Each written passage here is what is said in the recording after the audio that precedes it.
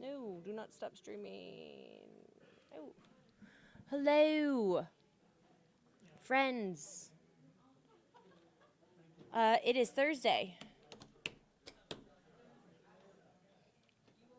This is your Thursday edition of Weather Where You Are. I do not know why the screen is not popping up on YouTube TV. We're going to wait. Let me know if you guys can see it.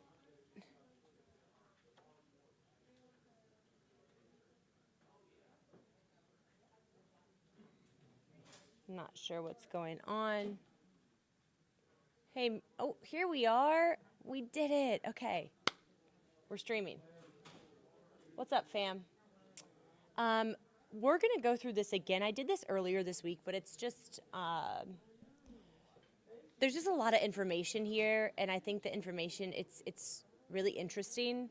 NOAA came out with its hurricane prediction for this upcoming season last week, like a week ago, and they predicted crazy numbers. So I kind of want to just go through it again and just kind of, what?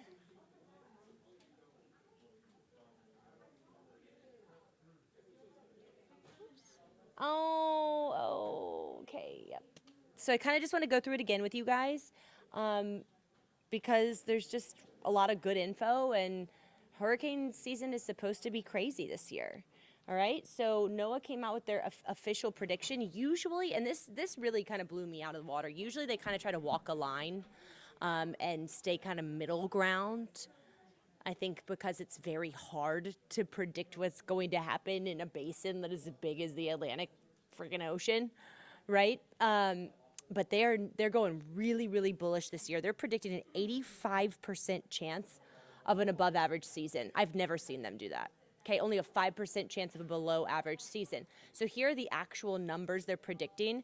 Normally, we see 14 named storms throughout the entire season, which goes from June through November, 7 hurricanes, and 3 major hurricanes. They are predicting almost double that this year. 17 to 25 named storms. And you guys know we start alphabetically and go down. If we have 25 named storms, that's the end of the alphabet. So just think about it that way, right? 8 to 13 hurricanes, 4 to 7 major hurricanes, so up to double the major hurricanes, which are category 3 or higher.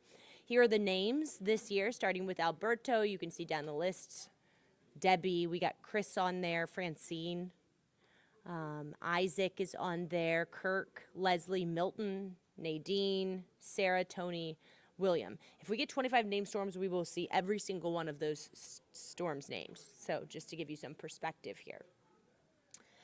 The tropical season goes from June through November. Tropical storms can form outside of those months. They just usually don't because those are the months where the ocean water is the warmest, and that is the number one most important thing that you need for tropical formation.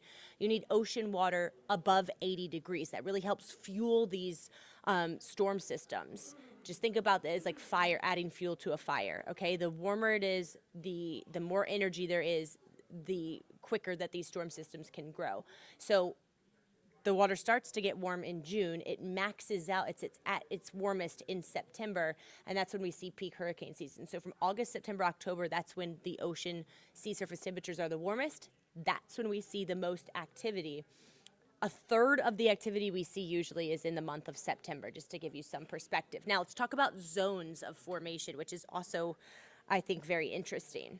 As the shallower water, right, closer to land, warms faster. So in the early and late months of the season, most tropical systems form closer to land.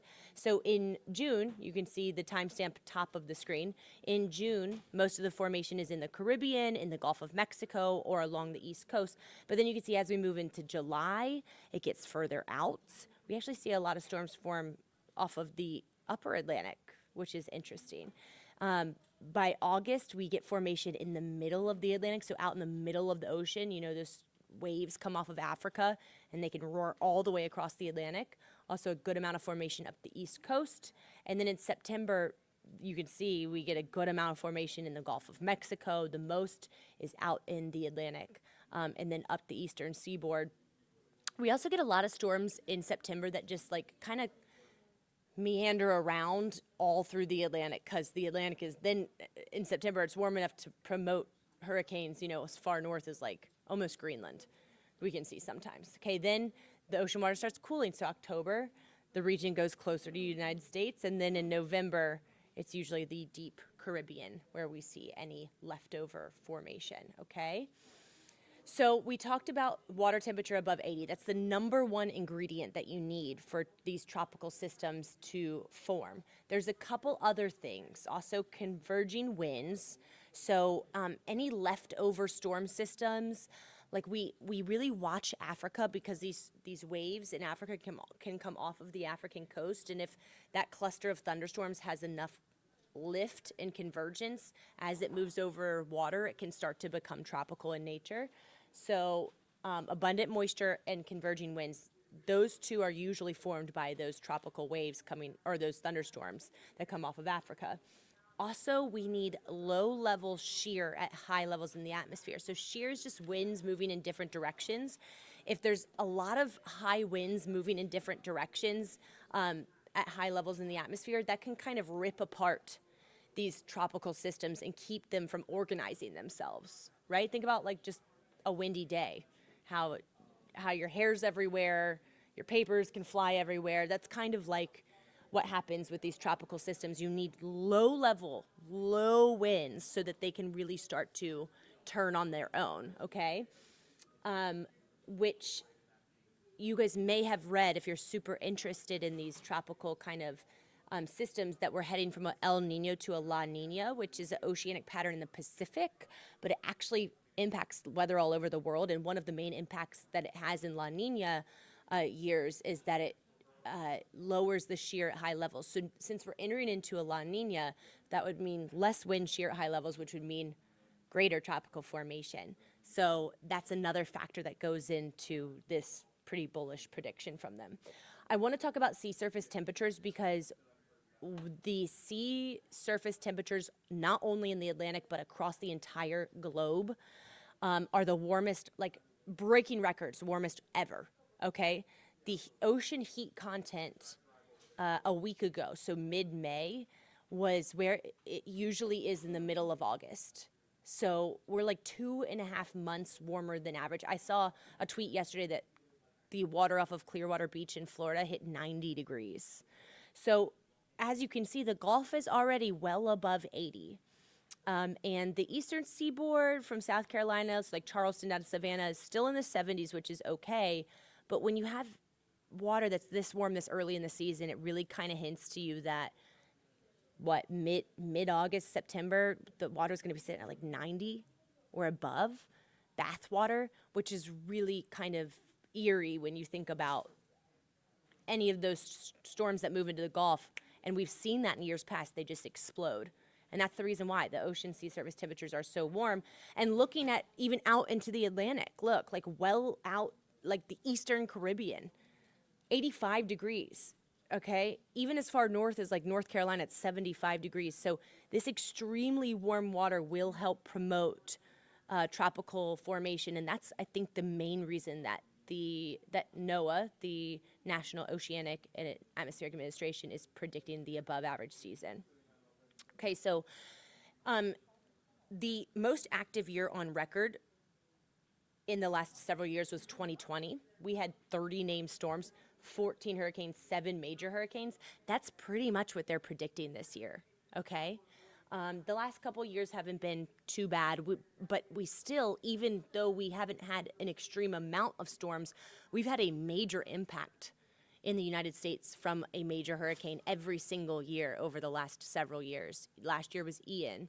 You guys remember how it just decimated Fort Myers Beach, which will really never be the same. So all it takes is one, right?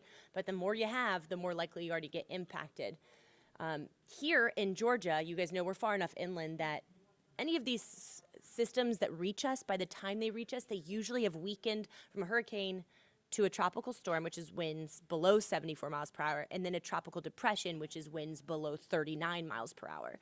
So in the last several years, we've been impacted by quite a few tropical depressions, but in 2020, that really active year, which could be very similar to this year, We had a tropical storm move through, Zeta. I'm not sure if you guys remember. It was early November. It was really late in the season, I believe. And it could have been late October or early November.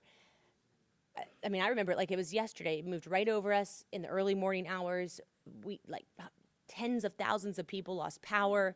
There was like 6 or 7 tornadoes that were spurred from it. So even though we aren't directly impacted here in North Georgia, we definitely see storms impacts here that make landfall either in the Gulf Coast or in the Atlantic. So we'll be watching that very closely this year, okay? All right, guys. We'll just have to wait and see.